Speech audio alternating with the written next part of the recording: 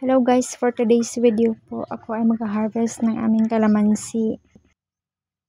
So unang bunga po ito ng aming kalamansi guys dito sa aming bukid. Kaya ako ang mag-harvest dahil gagamitin ko ito para sa aking siomai.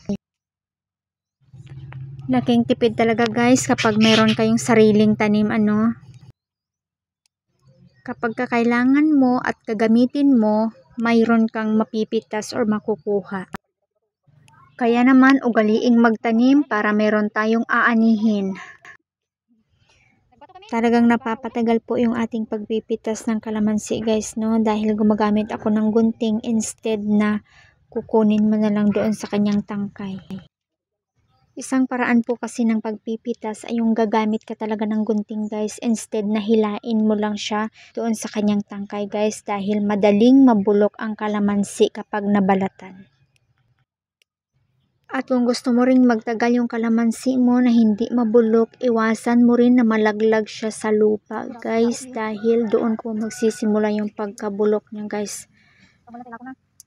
Marami pong gamit itong kalamansi natin guys. Pwedeng pang marinate, pwedeng gawing juice, and then pwedeng pantanggal ng mancha sa ating mga kuko.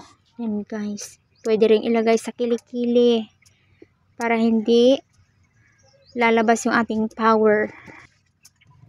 At kapag sobrang dami naman po ng inyong kalamansi guys, pitasin nyo yan guys. Para hindi masayang, i-preserve nyo po. Ang gawin ninyo, pigaan at ilagay sa plastic. Then, ilagay po sa freezer para hindi siya masira. If ever nagagamit kayo, pwede kayong kukuha, di ba? So, napanood ko lang din po yan sa ibang vloggers na ganun ang pag-preserve nila sa kanilang kalamansi upang di masayang guys. So, ang puno ng kalamansing ito guys ay nasa 4 feet lamang. Kaya mababa lang at nakaupo lang ako na nag-harvest guys. So, laking tulong talaga kapag meron tayong mga sariling tanim dahil hindi na natin kailangan pang bumili or maghanap kung saan-saan dyan. So, after 28 years ng upo-upo, tuwad-tuwad at gupit-gupit, ayan na guys.